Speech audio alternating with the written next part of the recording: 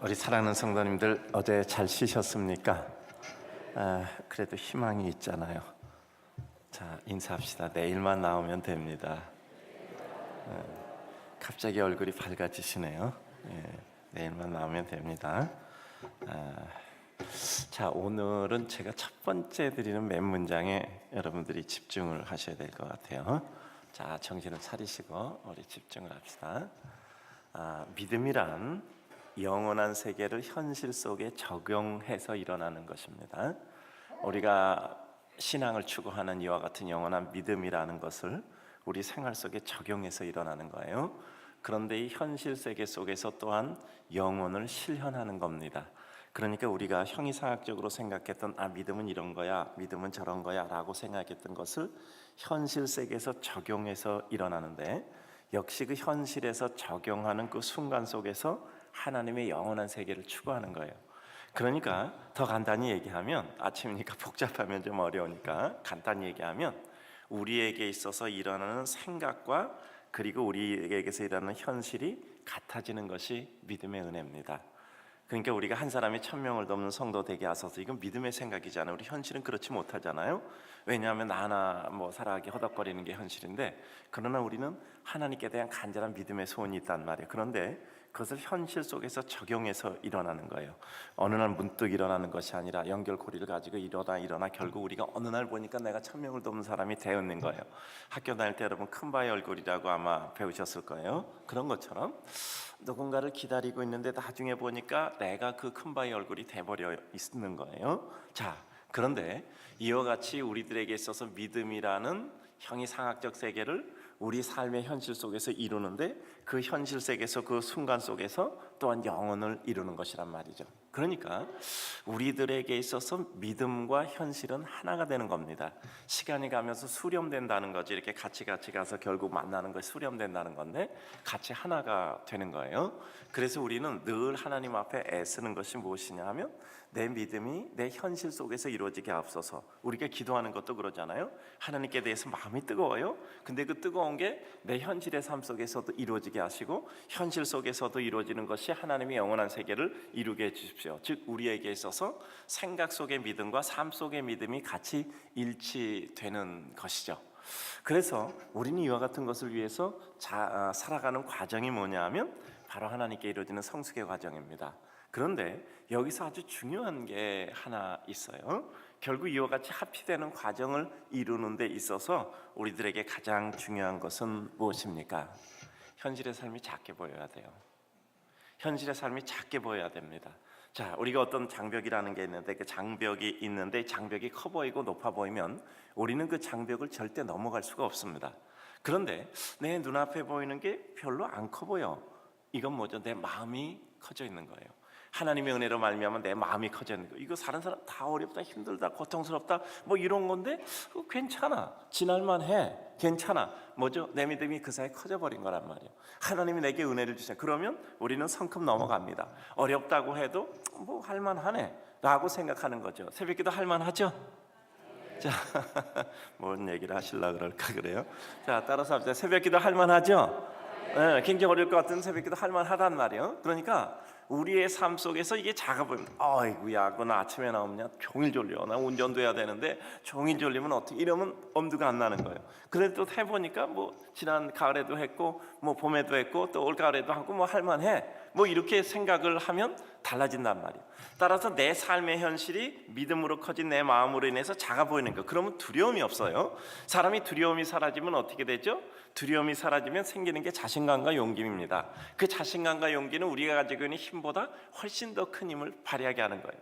그러니까 우리들에게 있어서는 삶이 그렇게 아주 뭐 크게 와닿게 아니라 하나님의 은혜를 실현할 수 있는 장소구나, 이와 같은 생각이 드는 거예요. 그러니까 오늘도 뭐 여기서 이렇게 기도하고 하지만 삶이라는 것은 또 여러 가지 이러저러한 요소가 있잖아요. 하나님의 백성에게도 어려움이 있는 겁니다. 우리의 부족과 잘못으로 어려움이 있기도 하고, 부족과 잘못은 없는데도 불구하고 사탄이 시험하는 경우도 있고, 또 때때로는 하나님께서 우리를 연단시키기 위해서 주는 어려움이 있단 말이에요. 그런데 문제는 그 어려움이 대단해 보이는 것이 아니라 하나님의 은혜로 야 내가 요거를 잘 극복할 수 있겠고 뭐 늘 해왔으니까 또 은혜를 이룰 수 있겠구나. 간단해요. 새벽기도 한번 나와볼 때 정말 죽을 것 같아. 이거 나오면 하루 종일 졸린 거. 원래 새벽기도 안 나오던 사람이 내면 하루 종일 졸립니다. 왜냐하면 생활이 리듬이 깨지니까 하루 종일 졸려요. 그런데 또 전에도 해봤는데 뭐 괜찮아 할만해 또 이런 마음 들면 그게 별거 아닌 것처럼 된다면, 사람이 위축되는 게 마음에서부터 위축되는 거거든요. 마음이 위축되면 다리가 꼬여서 그야말로 스텝이 꼬여서 절대 끝까지 가지도 못해요. 중간에 넘어지지. 그러니까 우리의 삶 가운데서 내 삶이라는 것이 굉장히 어렵고 힘들어요. 새벽기도 어렵고 힘든데 그래도 나오니까 내일까지 나오면 다 나오니까 여기 내일 안 나올 사람 없잖아. 그렇죠? 야 여기까지 나왔는데 그래도 끝은 보고 가야 되지 않느냐. 그래도 모레는 안 나와도 내일까지 나오잖아. 그죠? 그렇죠. 모레는 안 나와도 내일까지 나온단 말이에요. 그러니까 우리 마음속에 용기와 자신감이 생기면 그게 커 보이지 않는다. 삶이란 건 정말 힘들거야. 어렵고 힘들어. 내 이 어려운 삶은 언제나 끝나나 빨리 하늘나라 가야지. 뭐 이런 생각이 들 때 많지 않습니까? 그래. 전 그래요. 빨리 하늘나라 가면 좋겠다 이런 생각 가끔 든다고. 근데 그럼에도 불구하고 맨날 졸립잖아. 우리 인생은 맨날 졸립고 맨날 힘들고 이거 빨리 졸업하는 거 하늘나라 빨리 가는 거겠다 이런 생각이 우리에게 들 때가 있잖아요. 그러나 그럼에도 불구하고 어느 하나님께서 우리에게 은혜를 주시면 우리들에게 생기는 것이 자신감이란 말이에요. 우리 앞에 놓여 있는 일이 작아 보여. 자 따라서 합시다. 큰일도 없고 놀랄 일도 없다. 큰일도 없고 놀랄 일도 없다.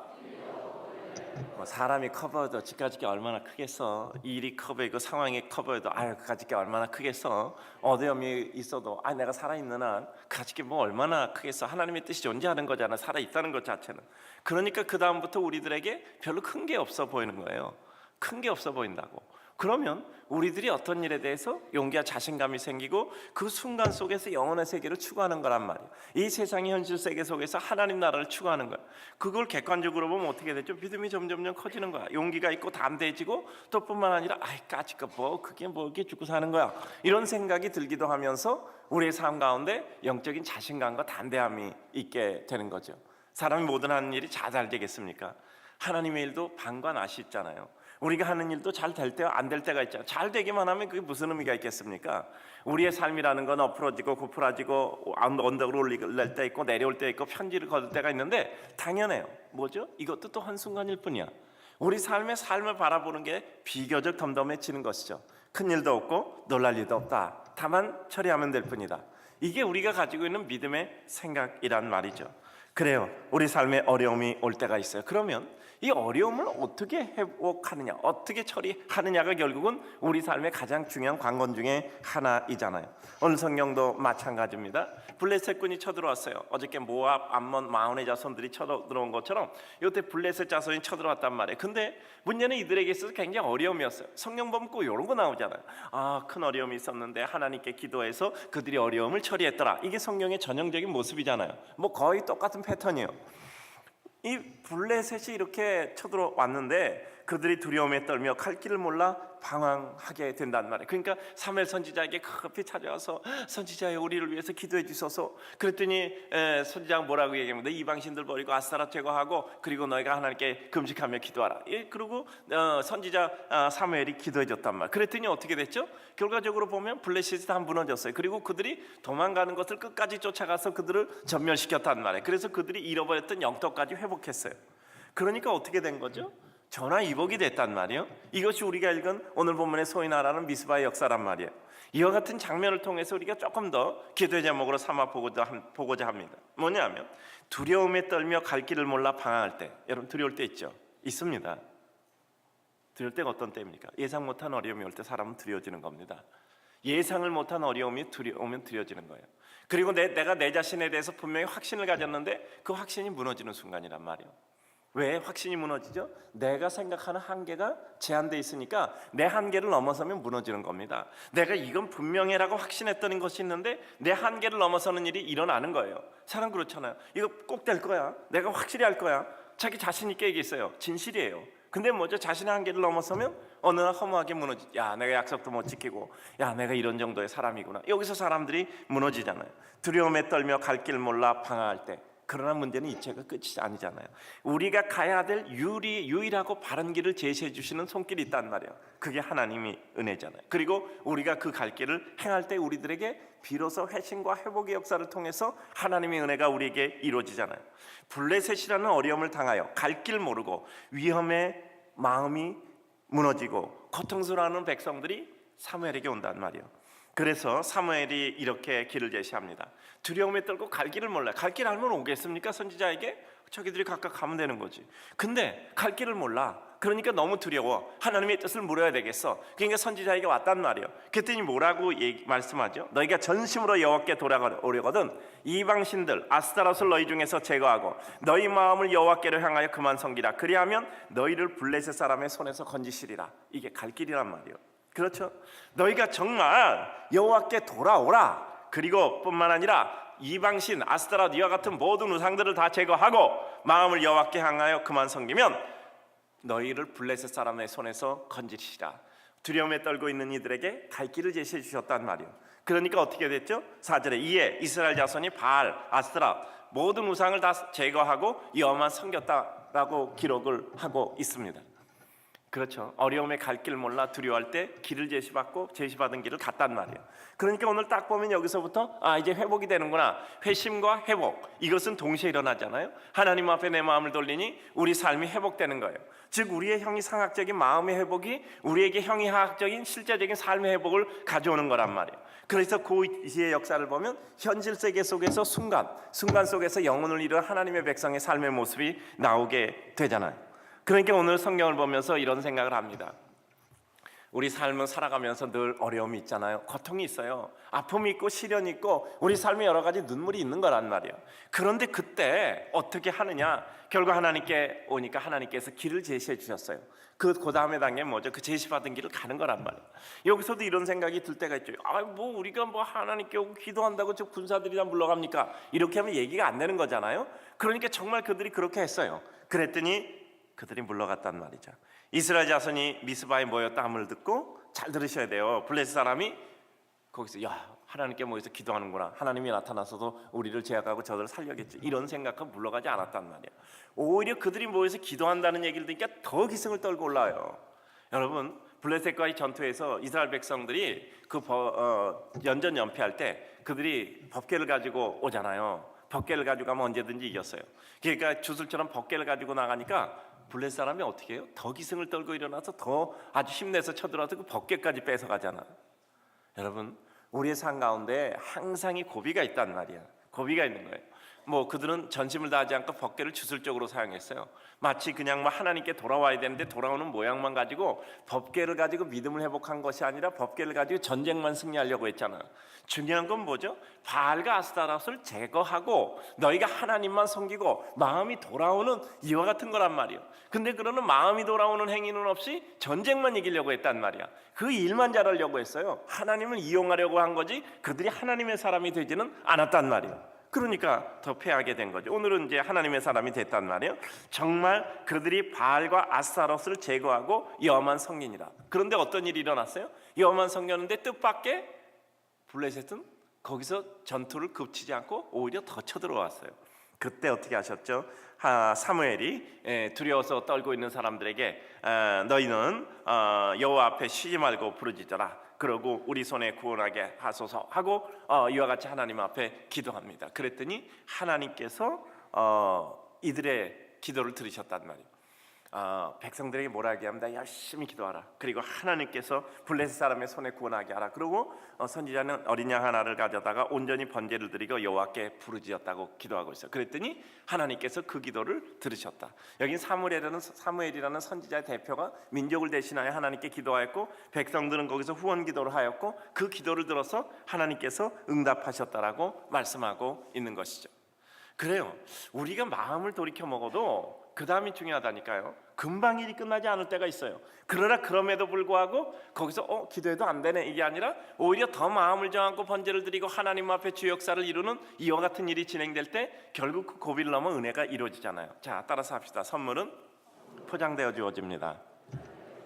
선물의 포장을 푸는 수고를 해야 선물을 볼 수 있습니다. 늘 말씀드리잖아요. 선물 포장지 뜯어야 된다니까. 그 수고를 해야 돼요. 하나님이 은혜를 주셨는데 은혜 포장지를 풀어야 된단 말이에요. 그러니까 우리들에게 있어서 이게 왜 기도했는데 안 이루어지지? 그게 아니라 우리들에게 선물의 포장지를 풀어가는 것처럼 이런 은혜를 주시는 거죠. 두려움에 떨며 갈 길 모를 때 하나님께서는 가야 할 길을 제시해 주시고 그 가야 할 길로 간 이들에게 하나님께서 고비를 넘어 하나님의 은혜를 주셨다. 이것이 오늘의 스토리잖아요. 자, 그러면 두 번째, 응답하시는 여호와의 온전한 승리의 모습을 봅시다. 사무엘이 번제를 드릴 때에 블레셋 사람이 이스라엘과 싸우려고 가까이 오니까 여호와께서 블레셋 사람의 큰 우레를 발하여 그들을 어지럽게 해서 이스라엘에게 그들이 패하게 됐단 말이에요. 여기 뭐죠? 인간이 생각하지 못했던 하나님의 초자연 방법이잖아요. 즉 우레를 발하여서 그들이 흩어지게 하고 거기에 나가서 쳤단 말이에요. 근데 그 지경이 어디냐 하면 이스라엘 사람들이 미스바에서 나가서 블레셋 사람을 추격하여 벳갈 아래 이르기까지 하였다라고 말씀하고 있습니다. 뭐죠? 생각지 못했던 영역까지 나가는 거예요. 전쟁이 일어나서 그들은 죽는 줄 알았는데 오히려 그들이 흩어짐으로 말미암아 이스라엘 백성들이 가서 더 넓은 지역까지 끝까지 변경까지 갔단 말이에요. 이와 같은 내용을 보면 항상 우리들에게 어려움이 온다고 생각하지만 그 어려움을 통해서 우리는 지경과 영역을 확장해 나가는 거란 말이에요. 생각하지도 못했던 지경과 영역까지 확장해가는, 하나님께서 그 백성의 영역을, 그 백성의 지역을 한 번에 확장시켜주는 가장 보편적인 방법은 어려움을 주시고 어려움을 회복해 하기 위해서 그를 단번에 세우시는 거예요. 난새가 용을 만든다 그러잖아요. 항상 하나님께서 그 백성을 세우는 건 늘 말씀드리죠. 지축을 흔들면 모든 질서가 재편되잖아. 그때 하나님께서 뽑아서 세우는 거란 말이에요. 가만히 있어 고정된 상태에서는 질서가 다시 재편되지 않아요. 순위가 재편되지 않아. 항상 지축을 흔들어요. 모든 사람이 흔들리는 거야. 그 가운데 하나님께 사람을 딱 세워서 그 자리에 세우는 겁니다. 그러니까 우리들에게 있어서 늘 하나님이 나에게 주신 은혜를 생각하시되 정말 하나님이 나에게 대해서 확고한 은혜를 주신다라고 생각하면 흔들리는 기회 속에서 하나님의 은혜를 붙잡는 거예요. 여러분, 자꾸 낭망할 때 결국 뭐죠? 끝까지 일어서는 사람. 의인은 넘어지지 않는 사람이 아니라 7번 넘어져도 8번 일어나는 사람이 의인이요. 뭡니까? 넘어지는 것보다 한 번 더 일어나는 사람이 의인. 그러니까 결국 뭡니까? 끝까지 일어나는 사람이 의인이요. 끝까지 일어난 사람이 의인이란 말이에요. 아이고 하나님, 왜 이렇게 여태까지 9일 일어났는데 내 어저께까지 8일 동안 기도했는데 안 이루어지십니까? 그럼 우리는 어떻게 하죠? 그렇게 생각하는 것이 아니라 하나님, 끝까지 기도하겠습니다. 끝까지 기도하겠습니다. 나중에 기도하다 보니까 내가 하나님의 사람이 돼버리는 거예요. 그렇잖아요. 모세가 40년 광야에 있는 거 제가 질질하게 얘기하잖아. 이게 뭐예요? 이게 40년. 나중에 모세는 완전히 바닥이야, 바닥. 하나님이 일하니까 아이고 나 같은 사람이 무슨 하나님이 일합니까? 나 이미 노인이고 이 광야에 40년 동안 양이나 친 사람이, 그는 이미 40년 전에 뭐 왕궁에 화려했던 완전 이건 다 잊어버린 거야. 40년 전이야, 40년 전. 그러니까 모세가 완전히 모세는 바닥이야, 바닥. 그 바닥에서 끄집어 올려서 그의 인생의 최고의 전성기 40년을 지낸 거잖아요. 바닥에서 끄집어 올려서 바닥에 내려갔을 때 그니 모세 완전히 포기라고. 근데 그런 가운데서 하나님께서 그를 끄집어내서 가장 위대한 하나님의 역사를 이룬 거죠. 가장 위대한 역사는 뭐죠? 광야에 40년을 지냈잖아요. 광야에 40년이 의미하는 바가 뭐죠? 인생의 고난을 겪고 마침내 하나님의 은혜의 지점까지 왔던 거예요. 모세는 가나안에 들어가지도 못했어요. 그러나 우리 인생의 삶이라는 것은 내가 원하는 것을 이루고 이루지 못함이 아니라 하나님이 원하는 것을 이루어드리는 그 과정까지잖아요. 그래서 우리의 삶 가운데 내가 한 사람이 1000명을 돕기를 위해서 기도했는데 정말 우리의 삶은 나중에 보니까 내가 한 사람이 1000명을 돕는 사람이 돼버린 거야. 그러니까 우리를 통해서 하나님의 은혜를 누구든지 받게 되는 거죠. 자, 따라서 합시다. 하나님이 하시는 일은 아무도 모릅니다. 하나님이 하시는 일은 인간이 판단할 수는 없습니다. 그래요. 하나님이 하시는 일은 인간이 판단할 수 없어요. 자, 따라서 합시다. 마음 꺾지 맙시다. 마음 꺾지 맙시다. 그래요. 어떤 경우도 우리는 하나님 앞에 힘을 가지고 살아가야 돼요. 그리고 그 하나님이 주신 승리로 그들이 초석을 삼고 이전의 어려움까지 회복하여 완전한 승리를 이루시게 하시는 여호와예요. 12절 보면 사무엘이 돌을 취하여서 이제 벳갈까지 갔단 말이에요. 미스바와 센 사이에 세워 이르되 여기서 우리를 도우셨다. 그래서 에베네셀이라고 하였잖아. 여호와의 도움의 돌이야. 도움의 돌. 하나님이 도움의 돌. 우리도 다 에베네셀을 세워야 돼. 자, 따라서 합시다. 하나님 아버지, 나도 에베네셀을 세우게 하여 주시옵소서.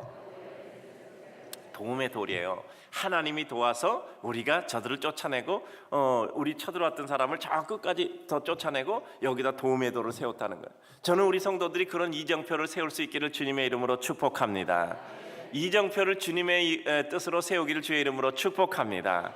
오늘 기도하세요. 하나님, 나도 에베네셀을 하나 세우게 하여 주시옵소서. 점점 더 많은 에베네셀을 세우게 하소서. 여기까지가 내 은혜야, 여기까지가 내 능력이야, 여기까지가 내 한계야 라고 생각했는데 그 한계 영역이 점점 확장되는 거예요.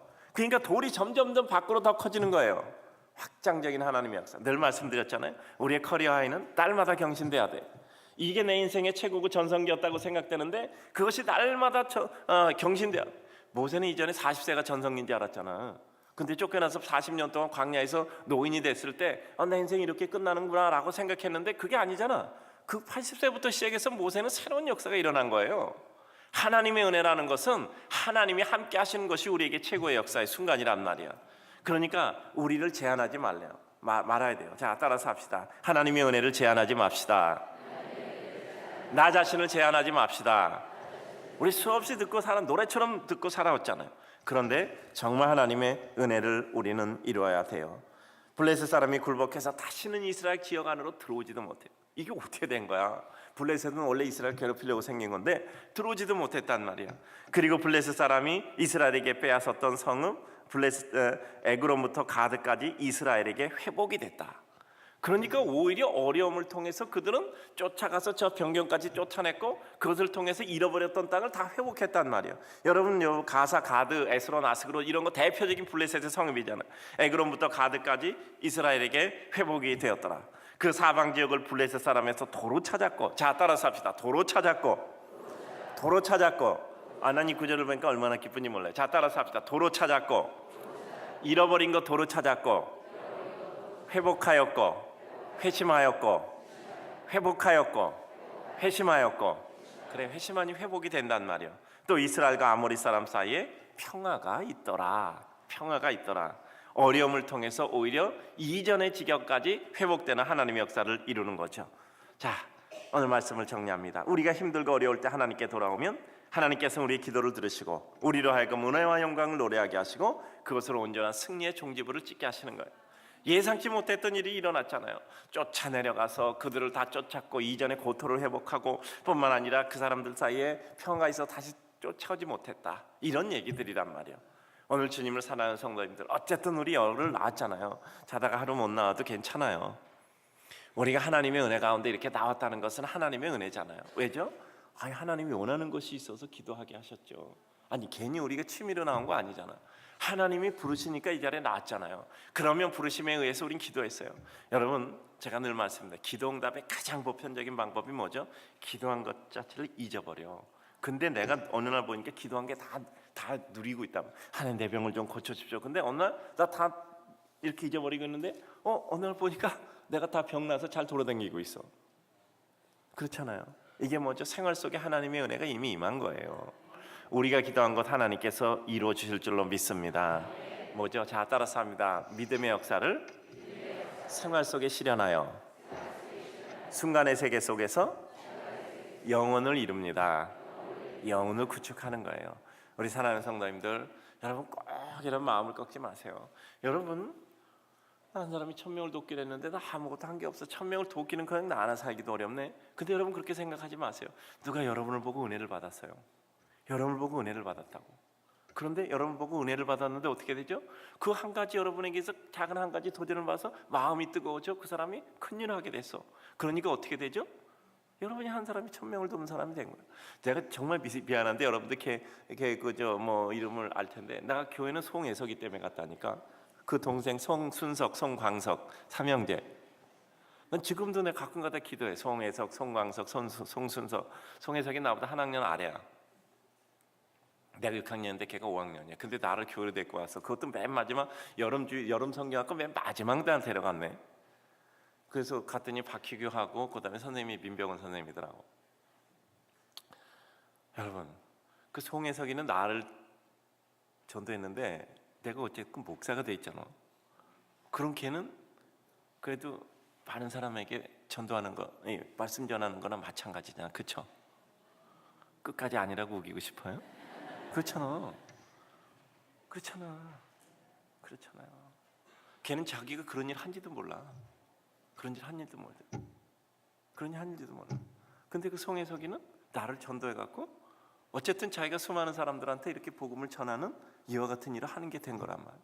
그러니까 여러분 절대 안 되는 게 아니라니까. 그런 거 보니까 괜찮죠? 네? 그런 거 보니까 괜찮죠? 그런 거 보니까 전도해야 되겠죠? 그래도 끝끝내 아멘을 안 하시네. 그래요. 어느 날 문득 우리는 우리가 한 줄 몰랐던 일을 하고 있는 우리 자신을 발견하게 될 거예요. 야, 내가 그 사람 하나 이렇게 도왔는데 그 사람이 참 이렇게 훌륭해졌고 참 감사하다. 자, 따라 내 자식 하나 잘 키우면 1000명을 돕는 겁니다. 그래요. 따라서 내가 전도 한 명 하면 그 사람이 1000명 돕는 사람이 돼요. 내 꿈을 실현할 겁니다. 그래요. 하나님 앞에 우리의 기도는 들어질 줄로 믿습니다.